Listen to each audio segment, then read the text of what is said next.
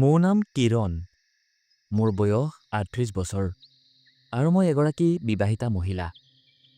আৰু মই মধ্যপ্ৰদেশৰ এখন সৰু চহৰত বাস কৰোঁ। মোৰ পৰিয়ালত মোৰ স্বামী আদিত্য আৰু এজনী ছোৱালী আৰু এটা ল'ৰা সন্তান আছে। মোৰ স্বামীৰ বয়স ৪৭ বছৰ। মোৰ ছোৱালীৰ বয়স ১৭ বছৰ আৰু ল'ৰাৰ বয়স ১৪ বছৰ। মোৰ স্বামীয়ে এটা ডাঙৰ কোম্পানীত চাকৰি কৰে। কিন্তু যোৱা ৮ বছৰৰ পৰা তেওঁৰ হাৰ্টৰ অসুখ হৈ আছে। সেইকাৰণে তেওঁ অলপ শাৰীৰিক কাম কৰিলেই উশাহ ঘন হ'বলৈ ধৰে। মানুহে কোৱা অনুসৰি মই এতিয়াও দেখিবলৈ আকৰ্ষণীয় হৈ আছো। মোৰ বন্ধু আৰু সম্পৰ্কীয়সকলে প্ৰায়ে মোৰ তুলনা কোনো চিনেমাৰ হিৰোইনৰ লগত কৰে। মোৰ সেই প্ৰশংসা শুনি অলপ লাজো লাগে। এই কাহিনীটো তেতিয়াৰ যেতিয়া মই মাৰ ঘৰলৈ মোৰ খুৰাৰ ছোৱালীৰ বিয়া উপলক্ষে মই মোৰ সন্তানৰ লগত গৈছিলোঁ।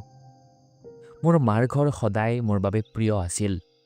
বিয়াৰ বাবে ঘৰখনত এটা উগুল-থুগুল পৰিৱেশ আছিল। আলহী সম্পৰ্কীয়ৰ ভিৰ আৰু ঘৰখনৰ প্ৰতিটো কোণতে হুলস্থুলীয়া এটা পৰিৱেশ আছিল।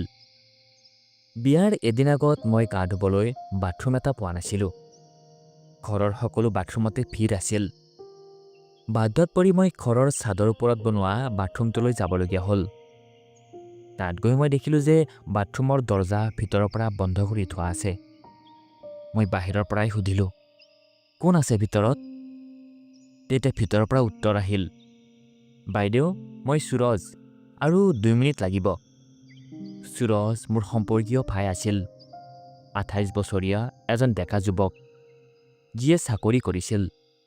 কিছুদেৰি পিছত সুৰজে দৰ্জা খুলিলে। সি টাউলখন মেৰিয়াই পিন্ধি ওলাইছিল আৰু তাৰ কাপোৰ তাৰ হাতত আছিল। যেতিয়া সি বাহিৰলৈ ওলালে, তাৰ ভৰি পিছলি গ'ল আৰু মজিয়াত পৰি গ'ল। পৰাৰ লগে লগে তাৰ টাউলখন ওপৰলৈ উঠি গ'ল। মই এটা মুহূৰ্তৰ কাৰণে কিবা এটা এনেকুৱা দেখিলোঁ যি মোৰ মগজুত ৰৈ গ'ল। মই তৎক্ষণাত গা ধুবলৈ বাথৰুমলৈ সোমাই গ'লোঁ।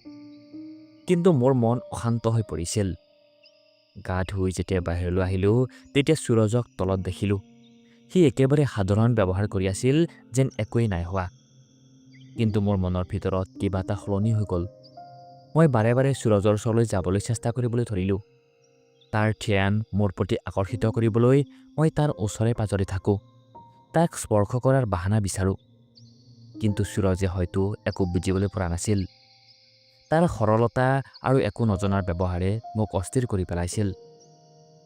মই সেই মুহূৰ্তটো পাহৰিবলৈ পৰা নাছিলোঁ। বিয়া বৰ ধুমধামেৰে হৈ গ'ল। ২ দিন পিছত ঘৰৰ ডাঙৰ মানুহবিলাকে খুৰাৰ ছোৱালীৰ খবৰ ল'বলৈ তাইৰ শহুৰেকৰ ঘৰলৈ গ'ল। ঘৰত এতিয়া কেইগৰাকীমান আলহীৰ মহিলা আৰু মোৰ ল'ৰা-ছোৱালীহাল আৰু সুৰজে আছিল। বিয়াৰ হুলস্থুলৰ পিছত এতিয়া ঘৰখনত অলপ শান্তি আছিল। সন্ধিয়া ৮ বাজিবলৈ হৈছিল। সকলোৱে ৰাতিৰ আহাৰ খাইছিল। মোৰ ছোৱালীজনী আৰু মহিলাকেইজনীয়ে এটা কোঠাত শোৱাৰ যোজা কৰি আছিল। মই আৰু মোৰ ছোৱালীজনী সেই কোঠাতে শোৱাৰ কথা আছিল। মোৰ ল'ৰাটোৱে বেলেগ এটা কোঠাৰ বিচনাত বাগৰি টিভি চাই আছিল। সি তাতেই শুইছিল। সুৰজে ৰাতিৰ আহাৰ খাই বাহিৰত ফুৰিবলৈ গৈছিল। মই মোৰ ল'ৰাৰ ওচৰলৈ গ'লোঁ আৰু বিচনাত কঁকালটো পোনাই টিভি চাবলৈ ধৰিলোঁ। ৰাতি ৯ বজাত সুৰজ উভতি আহিলে। মোক দেখি সি মিচিকিয়ালে আৰু ক'লে, কি চাই আছে বা? মই ক'লোঁ, চিৰিয়েল এখন চাই আছোঁ, তুমিও চোৱা। সি ক'লে, এতিয়াই আহি আছোঁ বা। এনেকৈ কৈ সি তাৰ কোঠালৈ কাপোৰ সলাবলৈ গুচি গ'ল। কিছুদেৰি পিছত সি আহিলে আৰু মোৰ ল'ৰাৰ ওচৰতে বাগৰি টিভি চাবলৈ ধৰিলে। মোৰ বুকুৰ ধপধপনি বাঢ়িবলৈ ধৰিলে। সুৰজ ওচৰত থাকিলে মোৰ মনত এক অদ্ভুত ধৰণৰ উৎকণ্ঠা জাগিবলৈ ধৰে। ৰাতি ১০ বাজিছিল। মোৰ ল'ৰাই ক'লে, মা, এই লাইটটো অফ কৰি দিয়া, মোৰ টোপনি ধৰিছে। তোমাৰ এই চিৰিয়েল বহুত দেৰিলৈকে চলিব। মই জানো যে তুমি শেষ নোহোৱালৈকে শুবলৈ নোযোৱা। সেয়া শুনি মোৰ হাঁহি উঠি গ'ল আৰু সুৰজেও হাঁহিবলৈ ধৰিলে। সুৰজে ক'লে, বা, লাইট অফ কৰি দিয়ক, মোৰ টোপনি ধৰিবলৈ ধৰিছে, ময়ো সোনকালে শুই যাম। মই ক'লোঁ, ঠিক আছে। এনেকৈ কৈ মই উঠি লাইট অফ কৰি দিলোঁ। তাৰপিছত সেই বিচনাতে মোৰ ল'ৰাৰ ওচৰতে বাগৰি টিভি চাবলৈ ধৰিলোঁ। এতিয়া দেৱালৰ ফালে সুৰজ আছিল আৰু তাৰপিছত মোৰ ল'ৰা আৰু তাৰ পিছত মই। কিছু দেৰি পিছত মোৰ ল'ৰা শুই গ'ল। কিছু সময়ৰ পিছত সুৰজৰ চকু জাপ খাই গ'ল। মই জানি বুজি তাক তাৰ কোঠালৈ যাবলৈ জকানি দিলোঁ। টিভিৰ শব্দ মই একেবাৰে সৰু কৰি দিলোঁ। কিছু দেৰি আৰু অপেক্ষা কৰাৰ পিছত মই মনে মনে উঠিলোঁ। ওচৰৰ কোঠাটোলৈ গৈ চালোঁ। মোৰ ছোৱালী আৰু বাকী আলহী মহিলাখিনি গভীৰ টোপনিত আছে। মই উভতি আহিলোঁ। নাইট বাল্ব জ্বলালোঁ, টিভি বন্ধ কৰিলোঁ আৰু মোৰ ল'ৰাৰ ওচৰত গৈ বাগৰি দিলোঁ। প্ৰায় আধা ঘণ্টা অপেক্ষা কৰাৰ পিছত মই আকৌ স্থিতিটো পৰ্যবেক্ষণ কৰিলোঁ। সকলো গভীৰ টোপনিত আছিল। সুৰজেও শুই আছিল। মোৰ মনত এক ধুমুহাৰ সৃষ্টি হোৱাৰ দৰে হৈছিল। মই সুৰজলৈ চাই আছিলোঁ আৰু মোৰ বুকুৰ ধপধপনি বাঢ়ি গৈ আছিল। সেই নিশা মোৰ মনত কি চলি আছিল সেয়া চাগে মই নিজেই ভালকৈ বুজিবলৈ পৰা নাছিলোঁ। কিন্তু সেই নিশা মোৰ ভিতৰৰ কামনাই মোক আন কিবা এটা ভাবিবলৈ বাধ্য কৰি পেলাইছিল।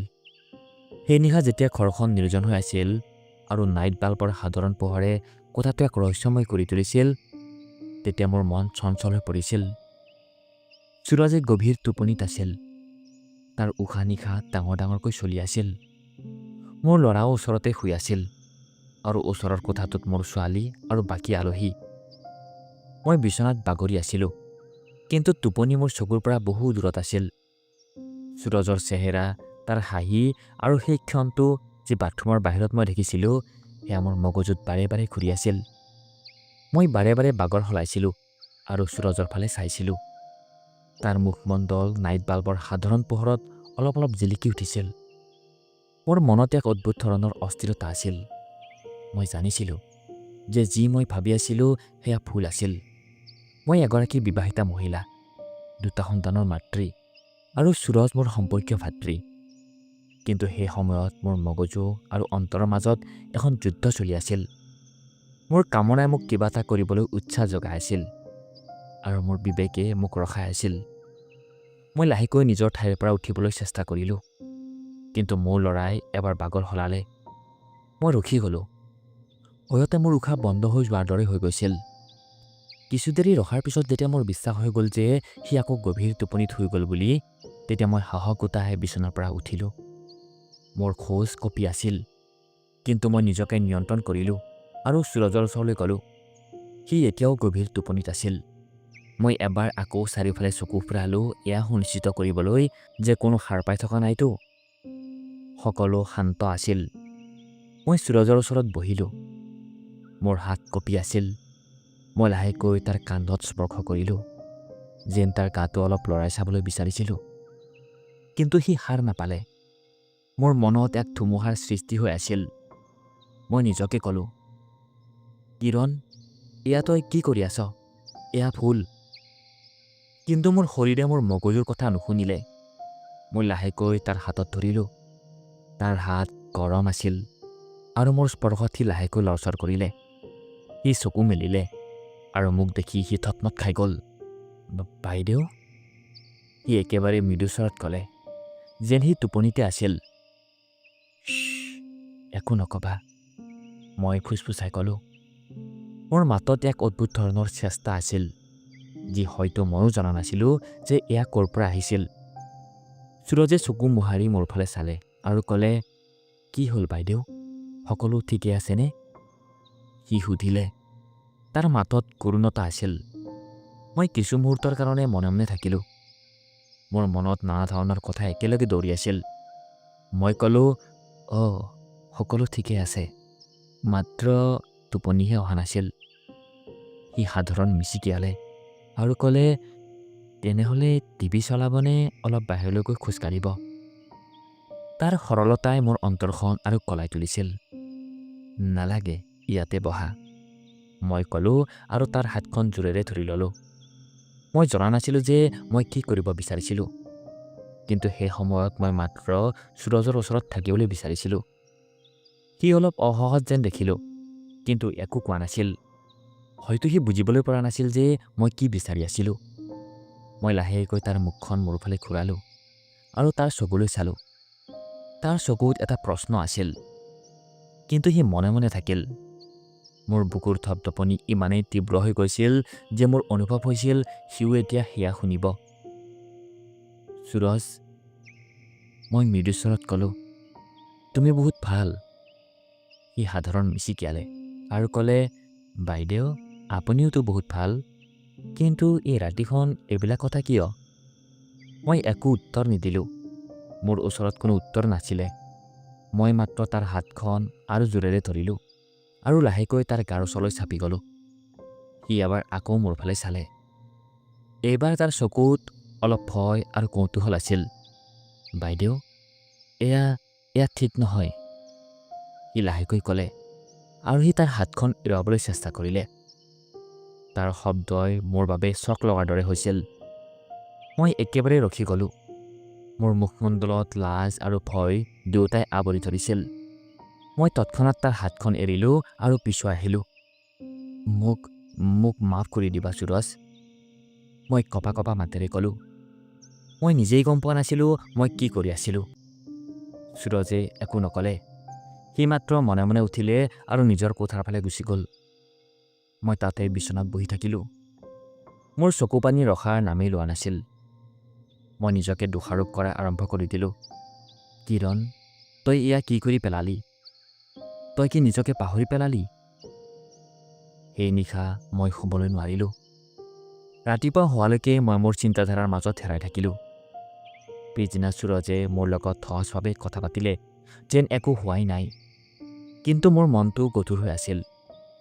মই জানিছিলোঁ যে মই এটা ভুল কৰি পেলাইছিলোঁ আৰু সেই ভুলৰ পৰিণাম মই সদায় ভুগি থাকিবলৈ লাগিব। বন্ধুসকল, কাহিনীটো কেনেকুৱা পালে কমেণ্ট কৰি জনাব। ভাল লাগিলে লাইক কৰি সকলোকে শ্বেয়াৰ কৰিব আৰু চেনেলটো প্লিজ ছাবস্ক্ৰাইব কৰি দিব। ধন্যবাদ।